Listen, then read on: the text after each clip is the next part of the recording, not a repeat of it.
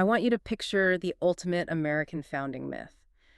Just close your eyes and conjure up the face on the $1 bill. Oh, yeah. George Washington. Right. You see the hero of liberty, the man who led a ragtag army to defeat an empire in the name of freedom. The absolute standard image of the era. Exactly. Now, I want you to imagine the one person who stood up to this man, the most powerful man in the Americas, and successfully defied him. And completely outmaneuvered him. For years, actually. Yeah, for years. And it wasn't a British general, and it wasn't a political rival in Congress. No, not at all. It was a 22-year-old enslaved woman named Ona Judge. It's a story that just, it forces a complete recalibration of how you view that entire era. It really does. I mean, you have the literal architect of American independence being systematically thwarted by someone legally defined as property. It's wild. So today's deep dive is pulling from a couple of really great sources. We've got a PBS Origins documentary transcript titled George Washington's Dark Obsession. Great documentary, by the way.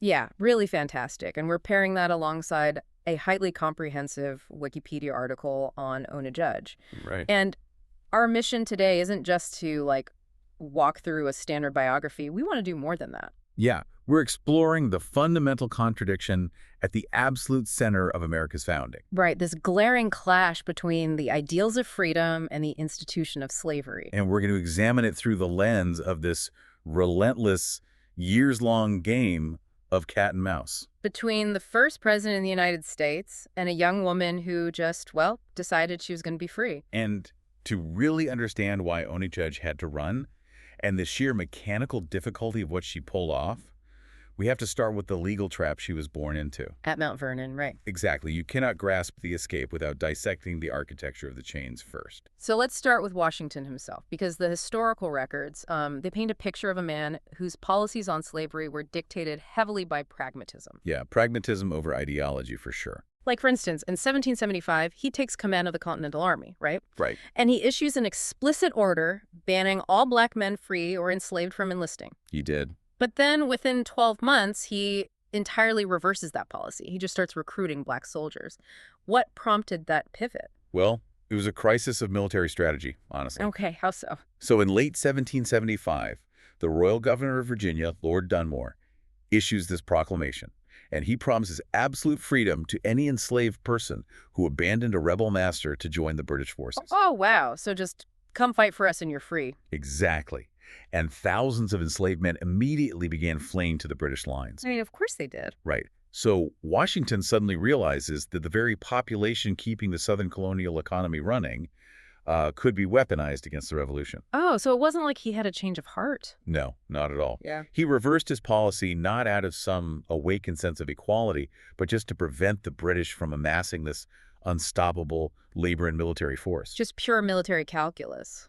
Exactly. So fast forward a decade to 1786. We see him writing privately to a friend, musing about how it is among his, quote, first wishes to see some plan adopted by which slavery could be abolished by slow, sure, and imperceptible degrees. Notice that phrasing, though.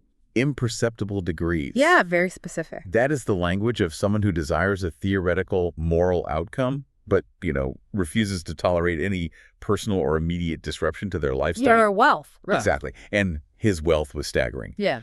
While he was drafting those private letters about gradual abolition, he was literally operating as the 5th largest enslaver in the state of Virginia. The 5th largest. Wow. Yeah. He and his wife Martha laid claim to roughly 300 enslaved human beings across 6 sprawling plantation farms. And one of those people was Ona Judge. Yeah. She was born around 1773 on the Mount Vernon estate. Yeah. And the breakdown of her parentage is, it's really critical here. Her mother, Betty, was an enslaved woman of mixed African and European descent. But her father, Andrew Judge, was an English tailor. Right, a white man. Yeah, and he was actually working at Mount Vernon under a contract of indentured servitude. Which really highlights a complex social stratification of the 18th century Chesapeake region. Because they were working right next to each other. Yeah, you had enslaved laborers and white indentured servants working in extremely close proximity. So what happens to Andrew Judge? Well, Andrew eventually completes his term of indenture, he pays off his debts, and he relocates about 11 miles away to Alexandria to set up his own tailoring business. He just leaves. He does. And the historical records indicate he never maintained contact with Betty, Ona, or any other children he fathered on the plantation. So wait, Andrew Judge walks away a free man, Right. but Ona, who is predominantly of European heritage and has a white, legally free father, is born entirely enslaved. Yes. Why doesn't her father's free status offer her any legal protection? Like, why doesn't she inherit that? Because of a very specific legal mechanism known as partis sequitur ventrum. Okay, let's break that down. What does that Latin actually mean, and how did it function mechanically in colonial law? So it translates roughly to that which is brought forth follows the womb. Follows the womb. Okay. Yeah, and the Virginia Colonial Assembly formally codified this doctrine way back in 1662. So well before Washington's time. Oh, yeah. Now, in traditional English common law, a child's legal and social status usually followed the father. Right. The patriarchy. Exactly. If the father was a free subject, the child was free. But Virginia lawmakers actively inverted English common law, specifically for the institution of slavery. Wow. Just flipped it. They did. They decreed that a child's status-free or enslaved was entirely dictated by the status of the mother. If we look at the underlying motivation there, I mean, it just seems like an incredibly calculated move to ensure an expanding workforce. He was brilliant in the most evil way possible. Yeah, while basically removing all liability from white property owners. Precisely.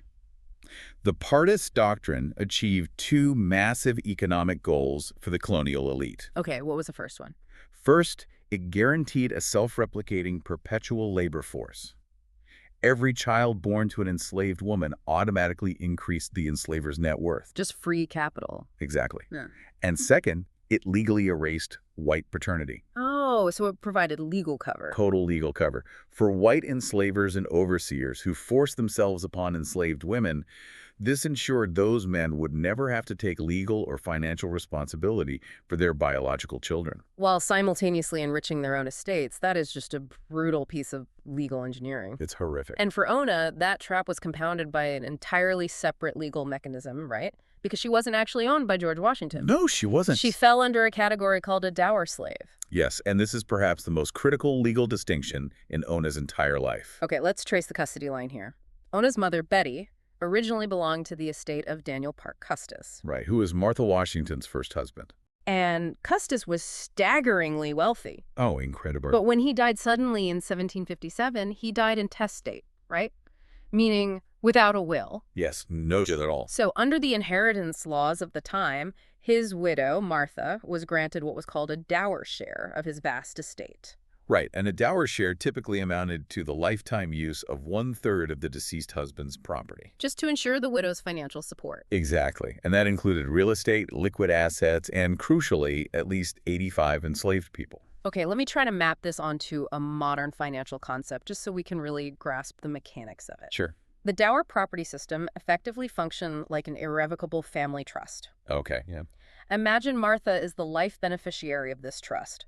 She is entitled to all the dividends generated by the trust assets. Which, in this context, meant the forced labor of human beings and the financial profits from that labor. Right. However, she has zero legal authority to liquidate or dispose of the principal. Exactly. She cannot legally free these enslaved people. Nor can she sell them to outside parties because they don't actually belong to her. Right. They belong to the Custis estate, held in reserve for Daniel Custis's eventual heirs. So it's an exact parallel to a trust. It really is. Martha had the use of their bodies and labor, but the ultimate legal title belonged to the Custis heirs. And when Martha married George Washington in 1759, she brought her dower share to Mount Vernon. Yes. Betty was part of that group, along with Betty's infant son, Austin, who was Ona's half-brother. And because that Partis doctrine dictated that children follow the status of the mother, Yep. any child born to a dower slave automatically became a dower slave themselves. That's the trap. So that means Ona, her half-brother Asta, her half-brother Tom Davis, her half-sister Betty Davis, and her younger half-sister Delphi. All of them. They were all permanently shackled to the Custis estate. From the moment they drew their first breath, they were just entries on a ledger destined for Martha's grandchildren. Wait, I have to push back on Washington's supposed anti-slavery musings here, though. Okay, go ahead. If this trust-like arrangement was absolute, does that mean that even if George Washington experienced a radical moral awakening and desperately wanted to free Ona, Right. Legally, he couldn't do it. Was he entirely constrained by his wife's deceased first husband's estate? Well, he was constrained from unilaterally drawing up manumission papers for Ona, yes. Because you can't give away property you don't own. Exactly. However, if he truly wished to free the dower slaves, there was a mechanism available. There was. Yes. He could have financially compensated the Custis estate for their appraised market value. Oh, so he could have essentially bought them from the estate in order to free them. Exactly. Wow. But doing so would have required a massive liquidation of his own assets. Because the appraised value of over 150 enslaved individuals was an astronomical sum. It was a fortune. And he continually chose to maintain his own immense wealth and the operational capacity of Mount Vernon rather than absorb that financial blow. So the legal constraints of the dower system were real. Very real. But they also provided him with a really convenient shield to mask his unwillingness to part with his capital. Exactly. It was the perfect excuse. Which brings us to Ona's early life. By the time she is around 10 years old, she is brought up from the broader plantation quarters to live at the mansion house at Mount Vernon. Yes, the main house. She's initially brought in as a playmate for Martha's granddaughter, Nellie Custis. But she eventually transitions into the role of Martha's top personal attendant. Right. The historical records note she drew Martha's baths, arranged her hair, and became a highly skilled seamstress mending her dresses. So she was elevated to the position of a body servant. Okay, and in the hierarchy of plantation labor, where does that sit? This was considered the absolute highest status position an enslaved person could attain. Really? Yeah. They wore higher quality clothing, they slept indoors, and they were spared the physically devastating agricultural labor in the fields. But the psychological reality of that position must have been completely suffocating. Oh, absolutely. You are on call 24 hours a day, living under the constant, unblinking surveillance of the people who hold absolute power over your physical body. It is an environment of intense psychological isolation. Because you're separated from everyone else. Exactly. You are separated from the larger enslaved community in the quarters, yet you are intimately woven into the daily lives of your enslavers without ever being viewed as human. That's so dark. Every conversation you overhear, every task you perform, it just reinforces your status as a biological machine meant to serve as their comfort. And it's this specific role that puts Ona squarely in the middle of a massive legal and political collision. Yes, it is. Because in 1789, the United States Constitution is ratified, the federal government is formed, and George Washington takes office as the first president. Right. He has to move his household to the temporary national capitals, and this takes him into states where the legal framework regarding slavery is vastly different from Virginia. And this is where the geographic reality of the new nation forces Washington's hand. Okay, let's track the moves. In 1789, the government sets up its first temporary capital in New York City. Right, and Washington brings 7 enslaved Africans with him, including Ona, who is roughly 16 years old at this point. Just to set the baseline here, New York City had virtually no laws restricting slaveholding at that time. Very true. But that changes dramatically the following year. In 1790, a political compromise moves the national capital to Philadelphia for a 10-year period. Right, while the permanent capital in Washington, D.C. is being constructed. And relocating to Philadelphia meant navigating an entirely hostile legal landscape for a slaveholder. Oh, completely. Pennsylvania was the epicenter of early American abolitionism. Because of the Quakers, mostly. Largely, yes. Back in 1780, the Pennsylvania legislature passed the Gradual Abolition Act.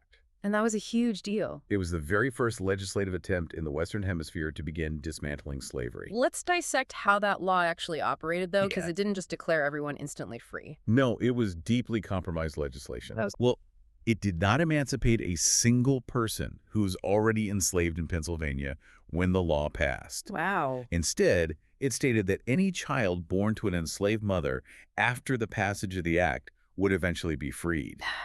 So gradually. Yeah, but only after serving an indenture until they were 28 years old. So it was a really slow, agonizing phase out. Exactly. But the crucial part of the law for our deep dive involves how it dealt with slaveholders traveling into Pennsylvania from other states. Yes.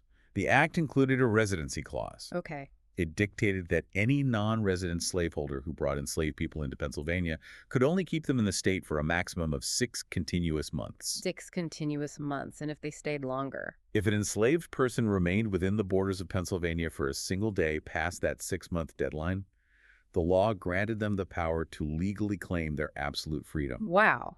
6 months and 1 day, and you are legally emancipated. That's it. That presents an enormous problem for a president from Virginia expecting to serve 4-year terms. It really does. But there was a glaring loophole written into the legislation. Of course there was. The authors of the Pennsylvania law knew that Philadelphia was hosting the Continental Congress and later the Federal Congress. Right.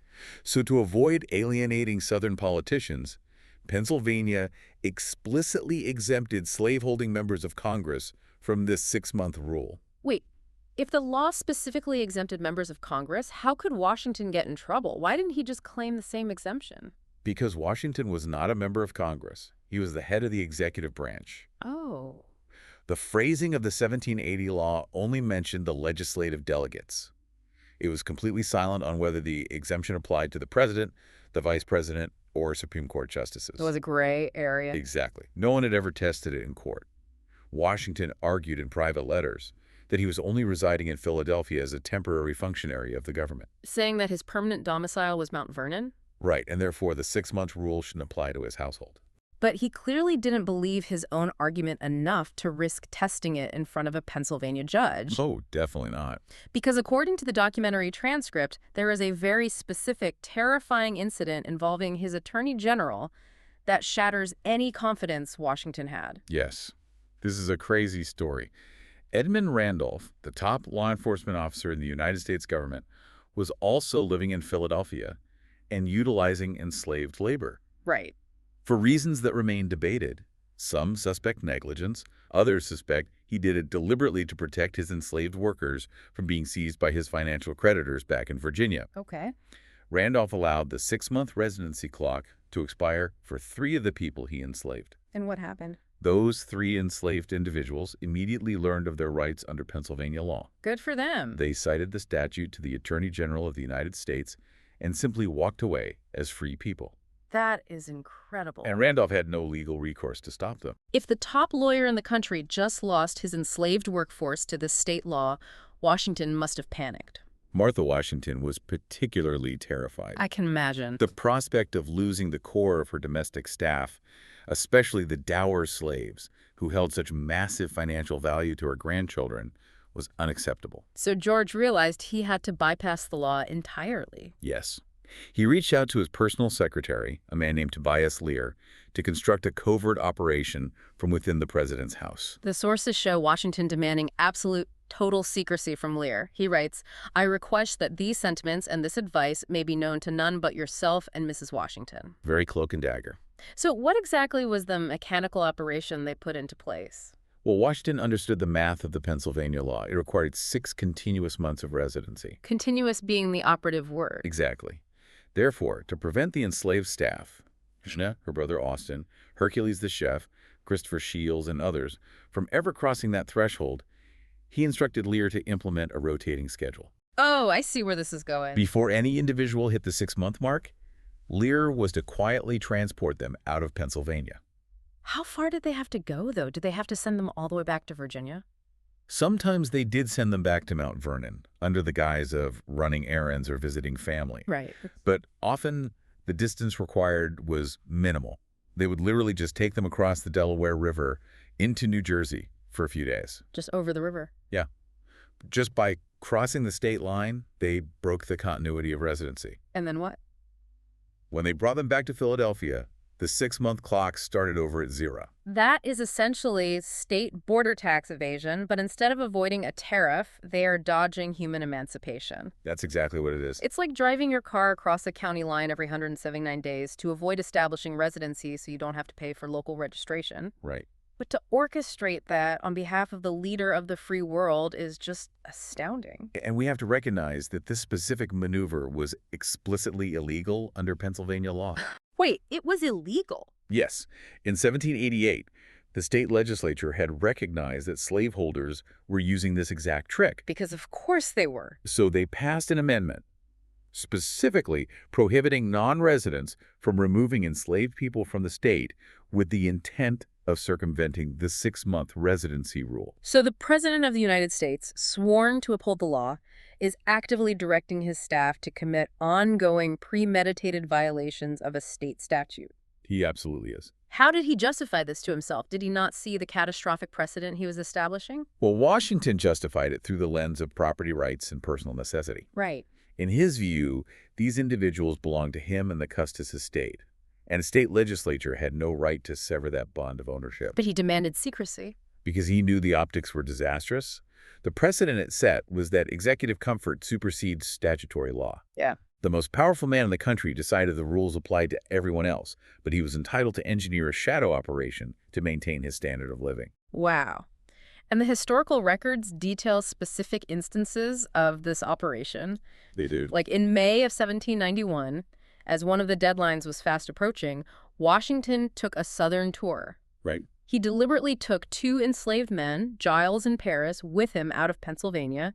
He ordered Austin and Richmond sent back to Mount Vernon. And Martha Washington took Anna and Christopher Shields on a short trip to Trenton, New Jersey for 2 days, strictly to interrupt their residency clock. So it's heavily documented. Very. But while the Washingtons are meticulously tracking these dates on a calendar, they are fundamentally underestimating the environment they brought their enslaved staff into. Philadelphia, right. Yeah. Philadelphia in the 1790s was undergoing a massive demographic shift. The free black population was rapidly expanding, comprising nearly 5% of the city by 1790. And that free black community wasn't invisible. They were working on the docks, driving carts, running businesses. Very visible and very active. So as the enslaved workers from the president's house people like Ona are sent out into the city to run errands or purchase supplies, they are constantly interacting with this vibrant, established community of free black Americans. And those interactions were fatal to Washington's secrecy. Information is power. Information functioned as currency. The free black community in Philadelphia was highly organized and legally literate. They understood the Gradual Abolition Act perfectly. So they told them. When Ona and the other enslaved staff interacted with these networks, they weren't just exchanging pleasantries. They were being educated. Wow. They were learning exactly why they were suddenly being sent to New Jersey every 5.5 months. So Washington's attempt to hide the law only highlighted it. Completely backfired. He inadvertently taught his enslaved staff that their freedom was legally accessible just miles away, constantly being snatched back from them. It shifted their entire paradigm. How so? They went from believing freedom was an impossible abstraction to understanding it was a tangible legal reality being actively denied to them through administrative trickery. That is powerful. And this brings us to the tipping point for Ona. Yes, 1796. For years in Philadelphia, she endures this system. She is technically safe from the extreme physical brutality of the agricultural fields. The runaway ads later describe her as having good clothes. Right. But in the spring of 1796, that illusion of safety evaporates instantly. Because the concept of the favored servant is one of the most persistent myths of the plantation system. Okay, unpack that.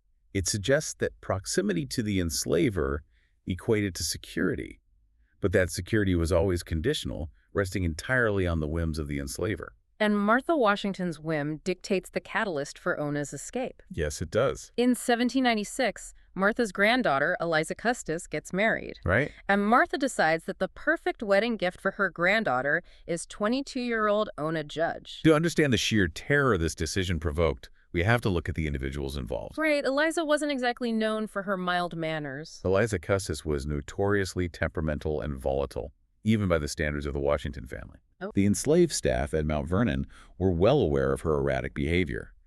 Being transferred to her household meant transitioning from a predictable environment into a highly unstable one. Where physical punishment could be deployed on a whim. Exactly. But the threat wasn't just Eliza, it was the man she was marrying, Thomas Law. Yes. Thomas Law was an older, incredibly wealthy Englishman who had spent years as an executive with the East India Company in Bengal. Why does his background in India matter to Ona's situation? Because Law was arriving in America, already accompanied by several mixed-race Anglo-Indian children from his time overseas. In the context of the late 18th century, a wealthy white man returning from colonial India with multiple mixed-race children clearly signaled a history of utilizing his power to access the bodies of marginalized women. That immediately introduces the silent, pervasive threat of sexual violence. Absolutely. The vulnerability of an enslaved black woman was absolute. She had no legal recourse. Zero. She possessed zero legal protections regarding her bodily autonomy. The law viewed her as property, meaning any assault against her by an enslaver was legally invisible. That is terrifying. The prospect of being sent to an unpredictable mistress and a master with a demonstrated history of fathering children with colonial subjects made the transfer an existential threat. Let's just, sit with the cruelty of the wedding gift concept for a second. It's sickening. You spend your entire adolescence and young adulthood anticipating the needs of the First Lady. You draw her baths, you sew her clothes, you arrange her hair. Right. You are intimately involved in her daily survival, and her acknowledgement of your lifetime of forced labor is to place you in a metaphorical gift bag for her granddaughter. Yeah. It just violently strips away any psychological defense mechanism an enslaved person might build to cope with their situation.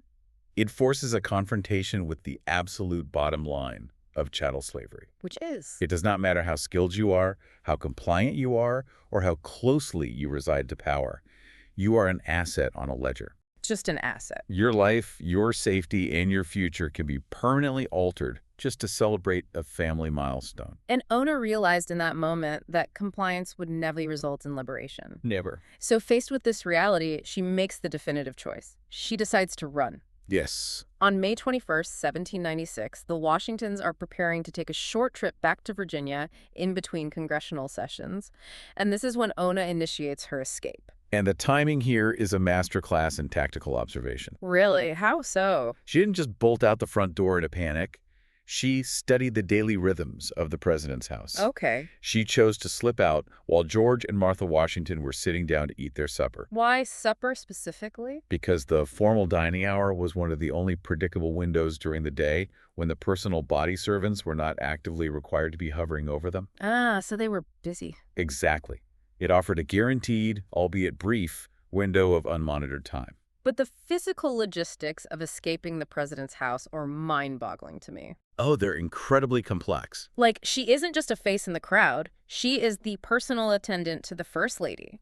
She shared a bedroom that was literally attached to the Washingtons' private chambers. Right.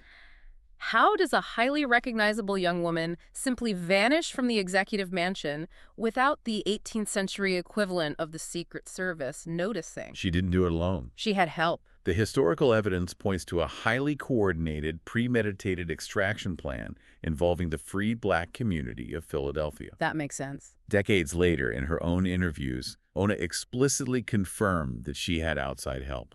Her allies in the city had systematically smuggled her possessions out of the president's house and hidden them long before the night of her escape. But smuggling luggage out of a heavily staffed executive mansion requires immense operational security. How could they possibly achieve that? It speaks to the porosity of the household boundaries. What do you mean? Well, delivery people, tradesmen, and specialized laborers were constantly moving in and out of the service entrances of the mansion.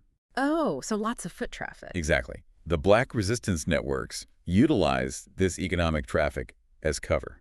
And the sources specifically highlight the role of the Free African Society in Philadelphia, founded by Absalom Jones and Reverend Richard Allen.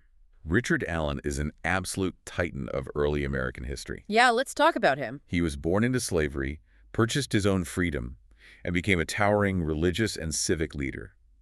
He was also a central node in what would eventually evolve into the Underground Railroad. Wow. Allen operated several businesses in Philadelphia to fund his work, including a lucrative chimney-sweeping enterprise. And chimney sweeps require regular, unhindered access to every single room in a massive house, including the private bedrooms. Exactly. And the historical records confirm a fascinating detail. Let's hear it. In March of 1796, roughly 3 months before Ona executed her escape, Richard Allen himself was contracted to perform work at the president's house. Wait, really? It's impossible not to connect those dots. A leader of the free black community, known for assisting freedom seekers, is inside the mansion just weeks before Ona's possessions start quietly disappearing.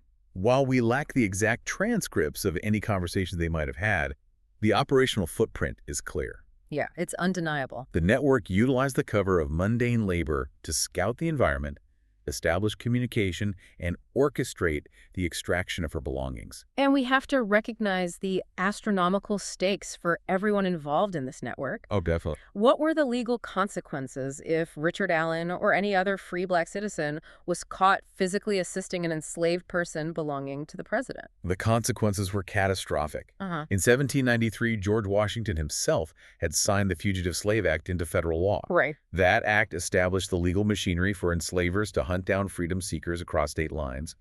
It also made it a federal crime to harbor, conceal, or assist an escaping enslaved person, So they were risking everything.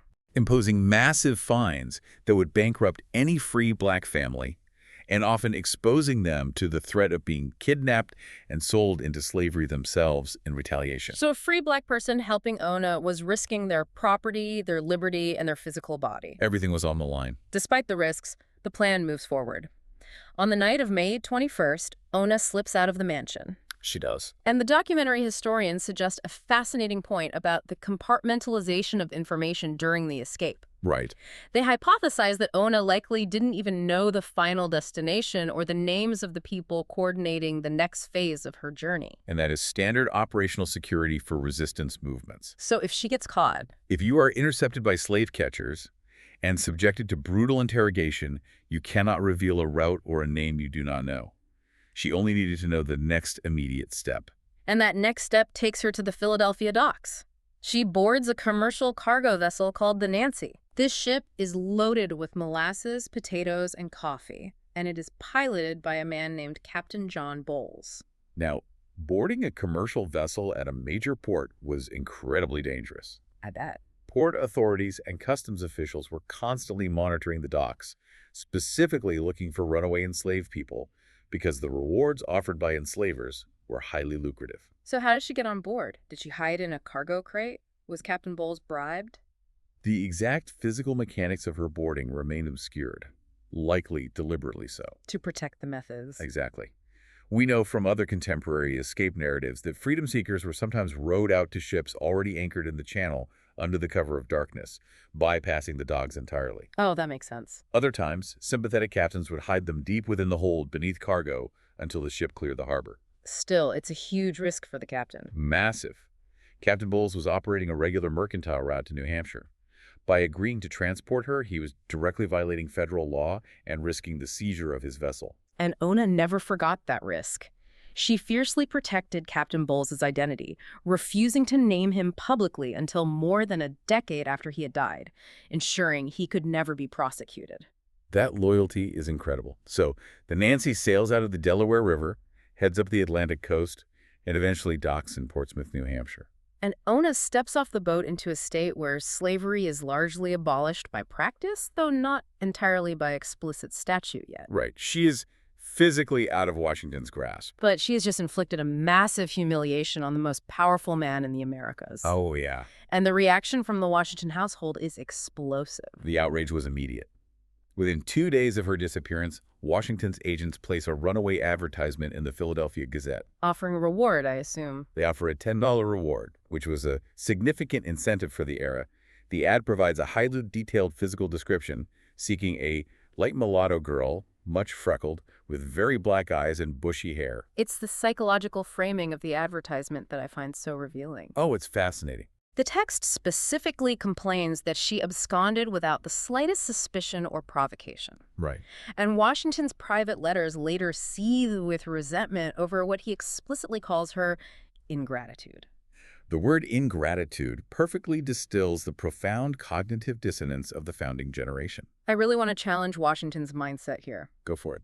This is a man who literally dedicated years of his life leading an extraordinarily violent, bloody revolution against the British Empire because he felt his abstract political liberty was being infringed upon by taxation. Right. He was willing to go to war for it. He was willing to burn cities and shoot soldiers for freedom. Yeah. But when a 22-year-old woman executes a bloodless escape from his house to secure her own literal, physical, bodily liberty, his brain short-circuits. It really does. He labels her pursuit of freedom as unfaithfulness and ingratitude.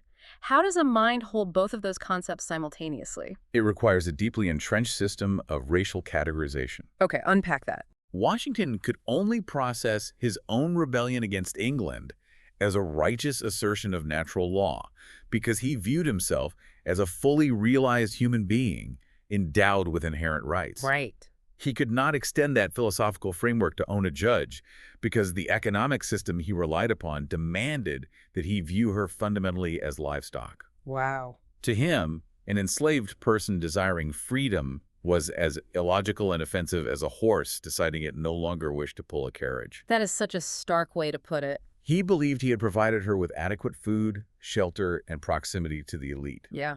By his metrics, she had no reason to rebel. And her rejection of that arrangement didn't just threaten his property. No, it threatened the entire moral architecture he used to justify his life. And unfortunately for Ona, that obsession with retrieving his property means she is not safe. No, she's not. She attempts to blend into the community in Portsmouth, securing work as a domestic servant. But the world of the late 18th century elite was incredibly small. Very small. By the end of the summer, she is walking down a street in Portsmouth when she is spotted and recognized by a teenager named Elizabeth Langdon. And this is where the sheer sociological reality of the early republic crashes down on her. Who is Elizabeth Langdon? Elizabeth Langdon is the daughter of Senator John Langdon of New Hampshire. Because the federal government was so concentrated, the Langdon family moved in the exact same political and social circles as the Washingtons. Oh, no. Elizabeth Langdon had literally been a playmate of Nellie Custis down at Mount Vernon. The odds of running into someone from your enslaver's inner circle hundreds of miles away seem incredibly low. They do, but as you said, the elite class was basically an insular club. Anonymity was a luxury she didn't have. So word travels fast. By September 1st, 1796, Washington receives intelligence that his wife's property is living in Portsmouth. Yes. And this is where we see the terrifying intersection of private grievance and executive power. Washington doesn't just hire a local bounty hunter. He activates the machinery of the federal government. To hunt down one woman. Exactly. He writes directly to his Secretary of the Treasury, a man named Oliver Wolcott, Jr. He tasks the head of the nation's financial system with orchestrating the kidnapping of a young woman. It is a stunning deployment of federal resources. Unbelievable. Secretary Wolcott immediately contacts Joseph Whipple, who serves as the collector of customs in Portsmouth. Right. Wolcott instructs Whipple to locate Ona, apprehend her, and discreetly load her onto a ship bound for Virginia. So a cabinet secretary and a federal customs agent are colluding to act as the president's personal slave catchers. And Whipple initiates a sting operation. He does. He fabricates a story that he needs to hire domestic help, and he manages to trick Ona into an interview at his office. But Whipple severely underestimates the intellect of the woman he is dealing with. Oh, I love this part. During the interview, Ona quickly recognizes the trap. But instead of panicking, she executes an incredible pivot. She begins negotiating with the federal agent. She tells Whipple that she is willing to return voluntarily to Mount Vernon, but under one strict, non-negotiable condition. Yes. The Washingtons must provide a legally binding document guaranteeing her absolute freedom upon their deaths. It is a brilliant, highly calculated legal maneuver. It really is. She is offering a temporary concession of her physical labor in exchange for long-term legal security. And Whipple's reaction. Whipple is so taken aback by her articulate defense of her rights that he actually pauses the operation. He writes back to the Treasury Secretary relaying her offer, essentially telling the administration she just wants a guarantee of freedom. And Washington's response is blistering. He categorically rejects the compromise. He does. He writes back to Whipple, stating that it would neither be politic nor just to reward unfaithfulness with a premature preference. He adds a revealing justification, too. Yeah. He claims that granting Ona a contract for eventual freedom would make all the other enslaved people at Mount Vernon discontented. Which is an overt admission of fear. Absolute fear. He knows that if he acknowledges her negotiation, if he treats her as a contracting party rather than a mute piece of property, the entire psychological facade of slavery at Mount Vernon would collapse. Yes, the other enslaved workers would instantly demand the same terms. Exactly. He realizes that negotiating with her validates her humanity. So he commands Whipple to execute the original order, seize her, and throw her on a ship. But here, the machinery of government breaks down. Whipple refuses to carry out the order. Wait, why does a federal agent suddenly disobey the president? Whipple assesses the local political climate. Portsmouth in the 1790s was a bustling maritime hub with a rapidly growing abolitionist sentiment among the working class. Okay. Whipple warns the administration that if he attempts to deploy federal agents to physically drag a screaming young woman through the streets of Portsmouth and force her onto a ship against her will. It was terrible. The optics would trigger a catastrophic response. He predicts a literal mob riot on the docks. Let me stop you there, because legally speaking, Washington doesn't need to do this quietly. He signed the Fugitive Slave Act of 1793. That act gave enslavers the legal right to apprehend escapees, bring them before a local magistrate, present proof of ownership, and obtain a certificate of removal. Yes, the law was on his side. The entire weight of the federal judiciary was on Washington's side. Why didn't he just take her to court? Because taking her to court would require a public trial.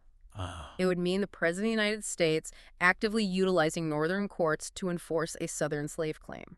The Northern press would have a field day. It would be a PR nightmare. Exactly. It would expose the grim reality of the president's household to the Northern public, which was increasingly hostile to the institution. And Washington cared a lot about his image. He was relentlessly obsessed with his historical legacy and his image as a unifying national father. A public spectacle of him hunting down a young woman was a public relations disaster he was unwilling to risk. So he wanted her back, but he required the process to be invisible. Precisely. And because it couldn't be invisible, the first attempt fails. Ona remains in New Hampshire. But the story doesn't end there. The following year, in 1797, Washington retires from the presidency and returns to Mount Vernon. Right. But even in retirement, he cannot let the issue go. In August 1799, just months before he dies, he launches a second attempt to capture her. Attempt number 2 shifts from federal agents to family operatives. Okay, who does he send? Washington dispatches his nephew, Burwell Bassett Jr., who is a sitting Virginia state senator. Bassett is given explicit instructions to travel to New Hampshire and retrieve her by whatever means necessary. So Bassett arrives in Portsmouth in September of 1799. The landscape of Ona's life has changed significantly since the first attempt. It has. She is now married to a free black sailor named Jack Staines, and she has recently given birth to her first child. Right.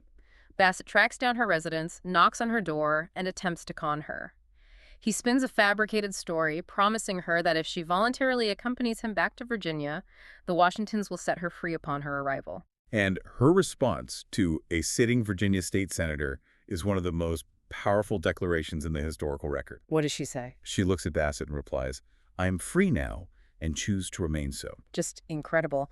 Bassett realizes he can't talk her into it, so he pivots to violence. He does. He leaves her house, intent on returning the next day with hired muscle to break down her door, tie her up, and kidnap her by force. But he makes a fatal tactical error.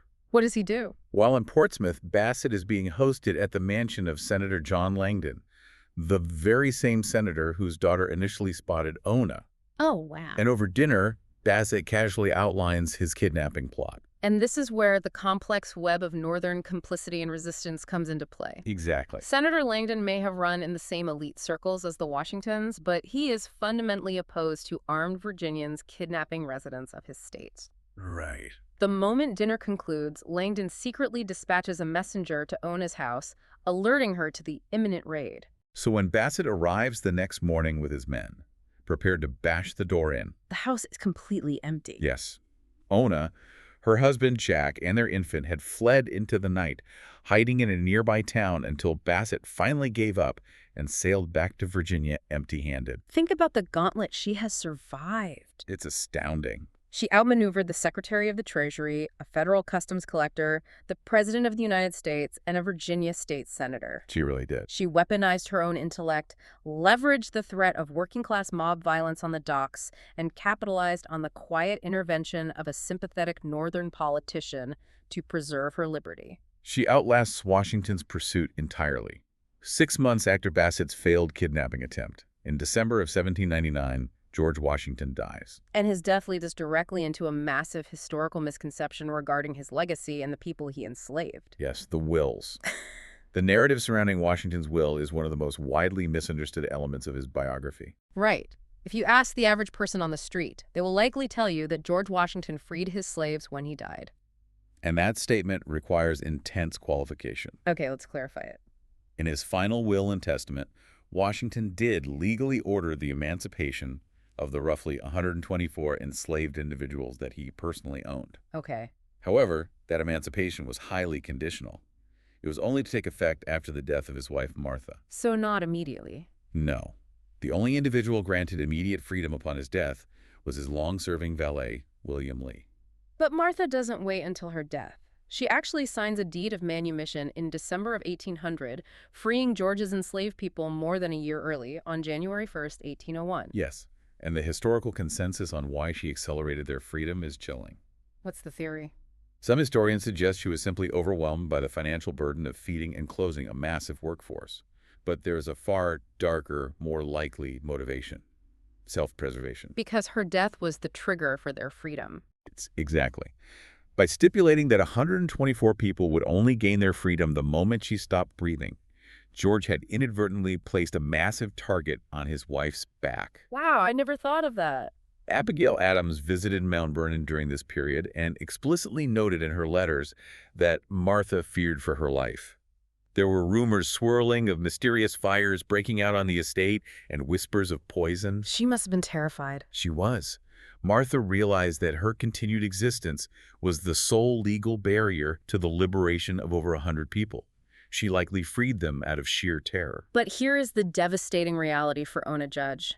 All of this legal maneuvering regarding George's will means absolutely nothing for her. Nothing at all. Because we have to return to the concept of the dower slaves we discussed in the very beginning. The irrevocable trust. Exactly. George's will had absolutely no legal authority over the dower slaves. He could not free them because he never owned them. They were the property of the Daniel Parke Custis estate. So when Martha Washington eventually dies in 1802, the trust dissolves and the assets are distributed. Yes. Those 153 dower slaves, which included Ona's mother and siblings back in Virginia, are permanently divided up and distributed among Martha's 4 grandchildren. This means that legally, the moment Martha died, the title to Ona Judge transferred to a new generation of enslavers. She remained, under the law, a dower slave for the entirety of her life. Yes. And it is worse than just her own legal status. We have to recall the partis sequitur ventrum law. The condition of the child follows the mother. Oh, this part is just heartbreaking. Because Ona was legally categorized as property, her 3 children born in New Hampshire, Eliza, Will, and Nancy, were legally classified as property from the moment of their birth. They belonged to the Custis estate. It didn't matter that their father, Jack Staines, was a free black man. Not at all. Article 4, Section 2 of the United States Constitution explicitly guaranteed the property rights of enslavers across state lines. Federal law superseded Jack Staines' parental rights. Under the architecture of the American legal system, Ona Judge and her 3 children were classified as fugitives and stolen property until the day they died. I want to frame this using a modern analogy. Think of a criminal statute of limitations. Okay. For almost every major crime in the modern legal system, if enough time passes without prosecution, the government eventually loses the right to pursue you. The clock runs out. Right. But for an enslaved person who escaped to a northern state, the statute of limitations on their own existence never expired. It was a lifetime sentence. Imagine living for 50 years knowing that at any second, a slave catcher employed by a wealthy Virginia family could kick your door down, present a piece of paper to a local magistrate, and legally drag you and your children away in chains. The psychological shadow of Mount Vernon hovered over her family for half a century. The contrast between her physical freedom in New Hampshire and her legal classification is the defining tragedy of her later decades. She successfully secured her autonomy, but the cost exacted by the system was catastrophic. The sources paint a grim picture of her later life. Her marriage to Jack Staines was brief. They have fewer than 7 years together before he dies at sea in 1803, leaving Ona as an impoverished widow. Right. Because of the systemic racism of the era, economic opportunities for black women in New England were virtually non-existent. She is utterly incapable of supporting her family on her own. And the cascading tragedies begin here. She is forced to move in with another local family just to survive. And what happens to her kids? Unable to feed her daughters, Eliza and Nancy, they become wards of the town. The town authorities legally hire them out as indentured servants to local white families. She fought so hard to escape forced labor in Virginia, only to watch the local government in New Hampshire force her daughters into bound labor just to survive the winter. It's devastating. And her son, Will, was apprenticed as a sailor, largely out of economic necessity. He eventually goes to sea and simply vanishes from the historical record, presumed dead. Oh. Both of her daughters, subjected to the harsh conditions of indentured labor, succumb to illness and pass away 15 years before Ona does. She outlives her husband and all three of her children. In her old age, she is living in absolute grinding poverty. The historical records show her relying on the local county government to donate cords of firewood just to keep her from freezing to death in the New England winters. Right. Materially, her life is far more destitute than it was when she was the favored body servant at the president's house, eating from the Washington's kitchen. But we don't have to speculate on how she weighed that material poverty against her freedom. We know exactly how she evaluated her life. Because in the twilight of her years, she decided to go on the record. Yes. In the 1840s, decades after she escaped out the back door of the executive mansion, Ona gives two extraordinary interviews to prominent abolitionist newspapers. Right. She speaks to the Granite Freeman in 1845 and William Lloyd Garrison's famous paper, The Liberator, in 1847. These interviews are monumental historical artifacts.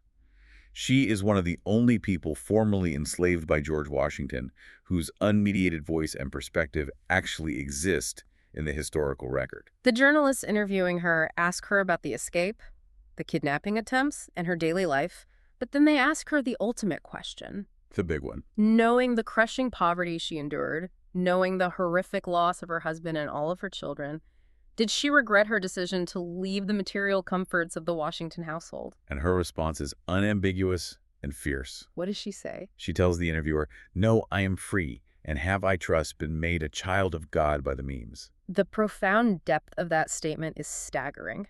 In freedom, she had taught herself how to read, an act that was heavily restricted or illegal for enslaved people in the South. Right. She'd become deeply engaged with her faith. And in these interviews, she offers a piercing critique of her former enslavers' morality. She explicitly notes that during her entire time at Mount Vernon and the president's house, she never once heard George Washington pray. Wow. And regarding the First Lady, she dryly remarks, "Martha read prayers, but I don't call that praying." It is a breathtaking assertion of moral and spiritual superiority. She is looking back at the most revered figures in American history and exposing their spiritual hollowness. She understood that their wealth was built on violence, and she preferred a life of freezing poverty in a New Hampshire cabin where she possessed her own soul over a life of comfortable subjugation in a mansion. She outlasted them all. George died in 1799. Martha died in 1802.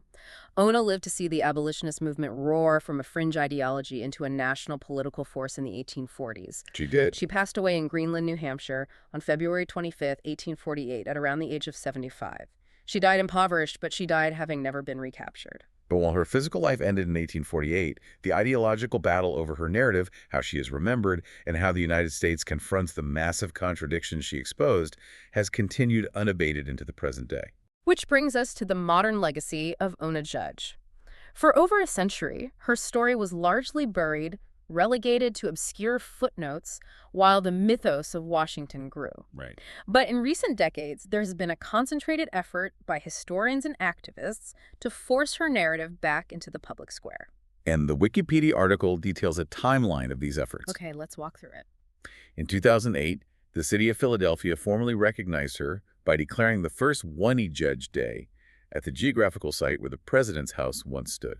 By 2010, the National Park Service and the city collaborated to open an open-air commemoration site at that exact location in Philadelphia. Yes. The site specifically highlights the enslaved Africans who lived there and includes video installations detailing Ona's escape. They integrated the reality of slavery directly into the shadow of the Liberty Bell. The momentum has continued. In 2021, a Juneteenth historical marker was placed near Mount Vernon itself, finally acknowledging her resistance at the site of her birth. That's huge. In 2025, the state of New Hampshire unveiled a marker in Greenland where she spent her 50 years of freedom. And recently, in April 2026, the Philadelphia City Council voted to make Ona Judge Day an annual official city holiday every May 21st, forever marking the anniversary of her walk to the docks. But the sources also document that incorporating her story into the national narrative has triggered intense legal and political friction. It definitely has. And we are going to outline exactly what our sources say regarding a very recent controversy, focusing strictly on the mechanics of the legal battle, just reporting what the sources say here, regardless of politics. Right, looking at the legal mechanics. Mm-hmm. According to the timeline in the sources, in January 2026, President Donald Trump issued an administrative directive titled the Executive Order on Restoring Truth and Sanity to American History. Okay. As part of the implementation of this order, the administration directed the National Park Service to dismantle and remove the exhibit, focusing on the enslaved people at the president's house site in Philadelphia. The sources indicate that the removal of the exhibit immediately generated significant public protests. But the more consequential reaction occurred in the courts. Yes. The following month, a lawsuit was brought before U.S. District Judge Cynthia Roof, arguing against the legality of the removal. And Judge Roof issued a ruling from the bench on President's Day 2026, ordering the federal government to immediately restore the exhibit to its original condition. Let's examine the legal argument Judge Roof utilized, because it speaks directly to the role of government in historical memory. It's an interesting legal question. In her ruling, she posed a foundational question regarding administrative law. Does the federal government possess the statutory authority to dissemble and disassemble historical truth when it has some domain over historical fact? And her ruling concluded that the government does not hold that power. The sources note that Judge Roof's decision was highly critical of the executive action, drawing a literary comparison to underscore her legal point. Yes, the Wikipedia article states she cited George Orwell's novel 1984, specifically referencing the party slogan, "Ignorance is strength." That's a strong comparison. She drew a direct parallel between the administration's attempt to physically remove the historical exhibit of an enslaved woman's escape and the actions of the novel's Ministry of Truth, which systematically altered historical archives to fit political narratives. If we detach from the contemporary political heat and analyze this purely through the long lens of history, the structural parallels across centuries are fascinating. They really are. In the 1790s, we examine how the executive branch utilized its immense power to try and suppress the narrative of an enslaved woman asserting her freedom. Right. And in that era, executive overreach was checked by outside forces. The threat of a riotous crowd on the Portsmouth docks, a defiant customs agent, and a tipped-off state senator. And in 2026, we see a mirror image of that dynamic playing out over the exact same geographic site. Yeah. The executive branch utilizes its administrative power to alter the narrative of slavery at the president's house. And that power is once again checked by an outside institutional force, this time the federal judiciary. It demonstrates the enduring, disruptive power of historical fact. It really does. The reality of a 22-year-old woman slipping out the back door of a mansion in 1796 remains so ideologically potent that it forces federal judges and presidents into legal collisions 230 years later. Ona Judge forces the American narrative to confront its foundational flaw.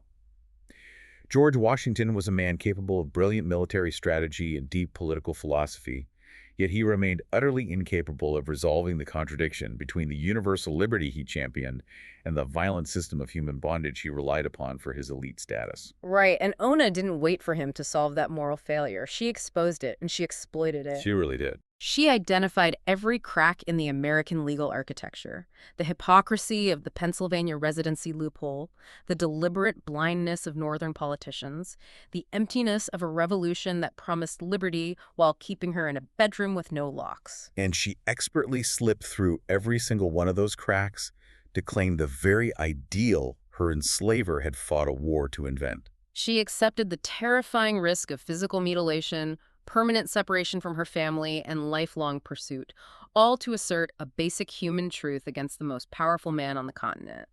She fought the architect of the nation, and she won. She won. As we wrap up this deep dive, we want to leave you with a thought to mull over, building on the mechanisms of history we've explored today. Yeah, this is a great point. The only reason we possess the intricate, thrilling details of Ona Judge's life, the dates, the letters, the dramatic kidnapping attempts, is precisely because she happened to escape from the most famous man in the world. Her escape infuriated George Washington so deeply that he forced his cabinet secretaries and federal agents to leave a massive, indelible paper trail of his pursuit. His obsession with his lost property inadvertently immortalized her brilliance in the National Archives. The records of her enslaver's wrath became the proof of her genius. Exactly. Which forces us to ask, how many tens of thousands of other individuals existed out there with stories just as compelling? So many.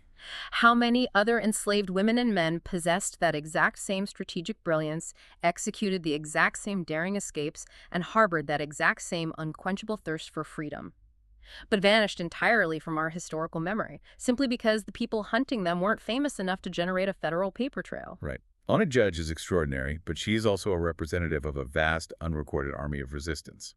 When you truly examine the pristine marble foundations of American history, the underlying architecture is infinitely more complex and much darker than the myths suggest. It is a history that demands a very close reading. It really is. Thank you for taking this deep dive with us.